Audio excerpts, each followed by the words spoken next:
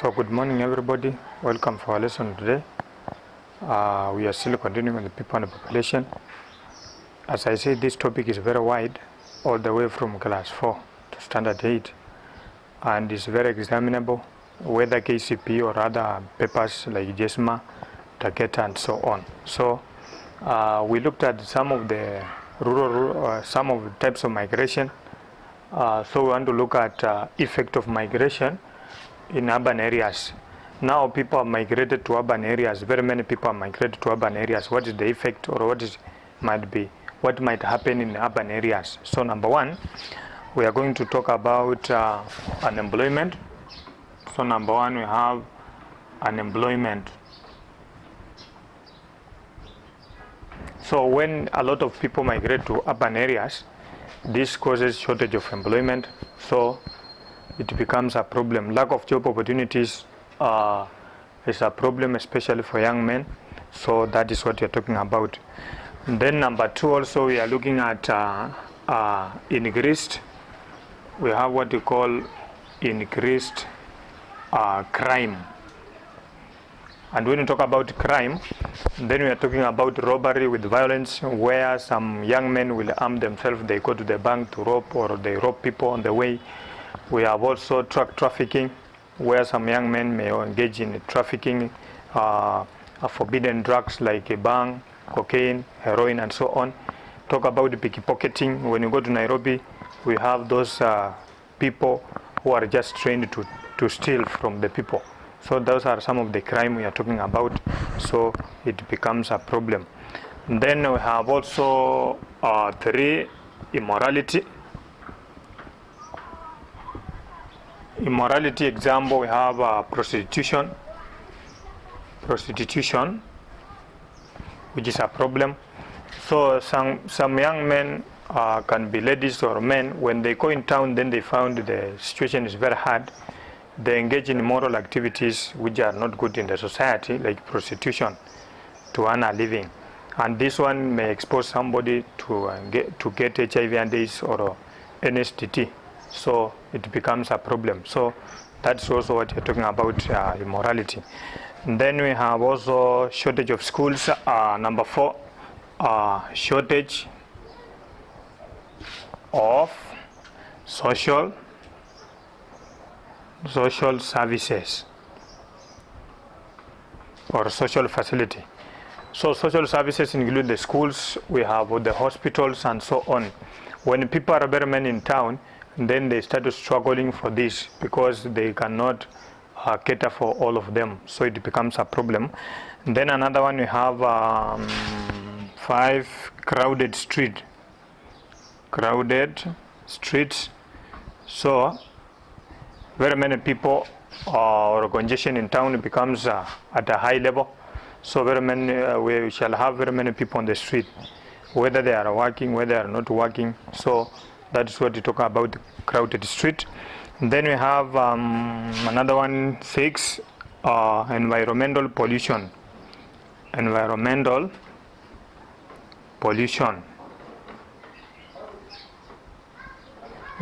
pollution, throwing of garbages become a problem. Garbage are those that are found in town. When somebody eats banana, you will throw it there. Remains of sweets and vegetables is just thrown everywhere. So that's what we call environmental pollution, because people are very many in town. Then we have another one, we call it shortage of housing. 7, shortage of housing or proper housing. Shortage of proper housing, you'll find it. So when you go to Nairobi, you'll find something like Kawangware slums. We have Madara slums. And if you look at those slums, they are in terrible situation. Drainage system is a problem, water is a problem, toilet is a problem. So it becomes a problem because of high population in urban areas. So I think these are the effects of migration in urban areas. So that is what you're talking about. So causes of slow population growth, we want to look at the cause of slow population growth. What leads to slow population growth? Now you find that we have slow population growth in a given country. So we want to look at that. So number one, we have late marriage. Late marriage, yeah. In most cases, you'll find that most women nowadays, they consume a lot of time studying in the university or pursuing their career. So you'll find at the end of the day, maybe a lady is get married around 30, 32 years. So when she get only one child, and then that's all. So that's what you're talking about. Late marriage has led to slow population growth.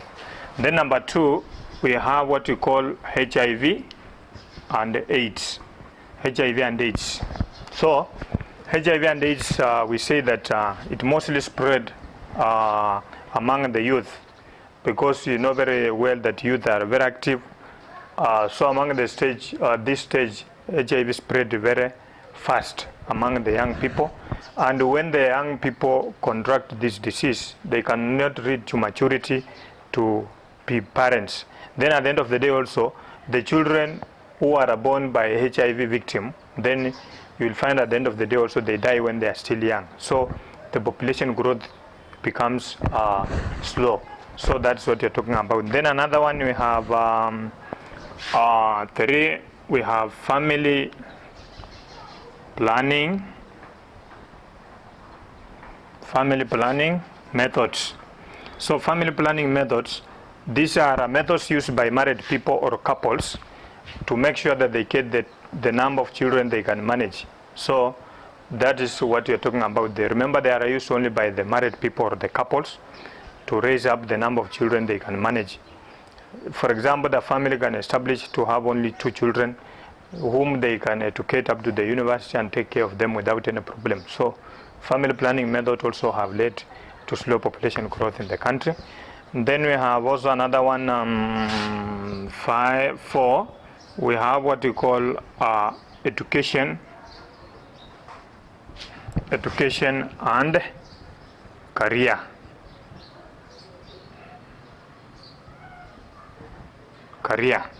So education and career, that's what we're talking about. So we have said that most of the people consume a lot of time studying, and then also we are saying that the educated people, they prefer having very little children or very few children whom they can raise. So the level of education, or this one you can also talk this point with the what you call the level of education. So this one leads to slow population growth, because those educated people, they prefer having very few children whom they can manage. So that is what we call education and career. So that it is. Then next we want to look at now the problem resulted from slow population growth.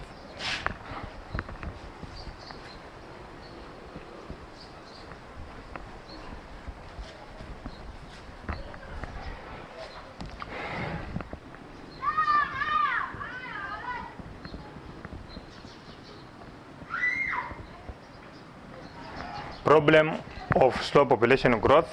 So now that we have a slow population growth in the country, the population is growing very slow. So what is the problem? Number one, slow growth of industries. Slow growth of industries. So that is number one. Then number two, so how shall this come as low growth of industry? The population is very low, then it means we have no enough supply of labor or the workers in the industries. So it means the industries will not grow very fast. That's what you're talking about, slow growth of industry. Then we have another one, inability to develop agricultural resources, slow development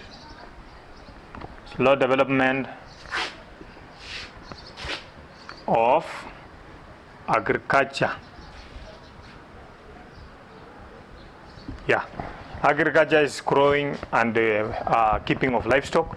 So if we have slow population growth, we have no more people, then it means we have no labor in the farm. People working in the farm, they will be very few, then it means the production will be low. That's what you're talking about, slow growth of agriculture. Then we have poor development of infrastructure, poor infrastructure. And when we talk about infrastructure, then we are talking about something like roads, we have schools, we have water, we have electricity, and so on. So if we have slow population growth, then it means these areas can be assumed by the government or any other person, because people who can use this infrastructure are not there. So that's what you're talking about. So this one also will be a problem. Then we have also another one called inversion of community land. Inversion of community land by investors. So inversion is taking over. So for example, you go somewhere, the community has a lot of land, then it has very few people. So some people can come then take over the land of the community, which is a problem. That's what you're talking about. So when the population growth is low, then you are looking at some of the community lands can be taken away by the investors. Those people can come around then take the community land without permission from the community members and so on. So that is the problem resulting from slow population growth. So next I may move to factors leading to high population growth now.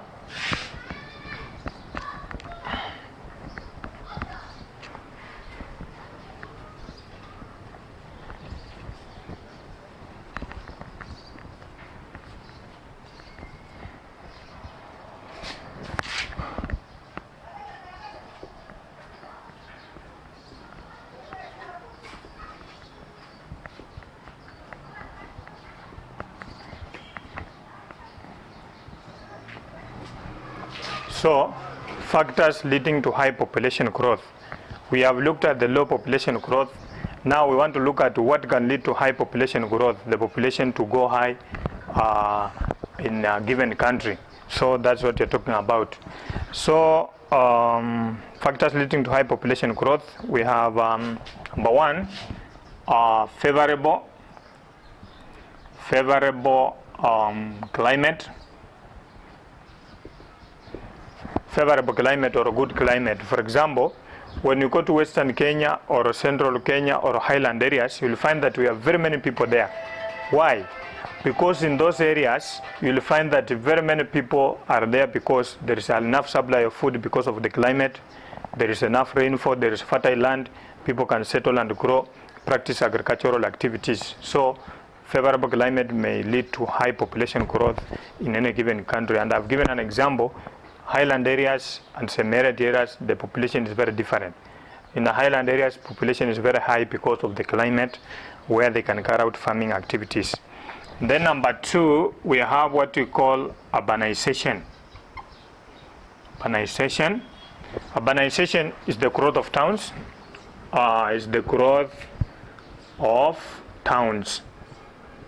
So when the towns grow, then you'll find that very many people will come in town to search for opportunities, employment, or job opportunities. So urbanization, when the town grows, we are saying that very many people will move from rural areas to go and look for what? Employment. So this one means that there is a high population growth. Then another one we have three, we have what we call low mortality rate. So mortality rate is the death of young children below the age of 5 years. So when you talk about low mortality rate, and then we are talking about very many children, they don't die. And why are they not dying? Because of improved medical care in the country. That is one of the factors that contribute to low mortality rate. So if the children cannot die at the low or tender age, then it means that the population will go high. That's what you're talking about, low mortality rate. It's also another reason for high population growth. Then number four, we have what we call early marriages. Early marriages. This one I'll give an example among the pastoral communities like Maasai and other communities. You'll find that young children or young girls at the age of 14 years, they get married. And you look at this age when these young children get married, by the time she reaches at the age of around 45 years, then she has a lot of children. That's what they're talking about. So early marriage will lead to rapid population growth or high population growth. Then we have another one is 5, polygamy. Polygamy. Polygamy is marrying of many wives. So if you look at the society or any community, you'll find that most of them, we have people who are polygamous. So they marry very many wives, around 4, 5, and so on. Then they can establish a very big family. So you can see, because of more children or more wives, then we have high number of children. That's what we talk about polygamy, leading to high population growth. Then also we have the 5 or 6. We have change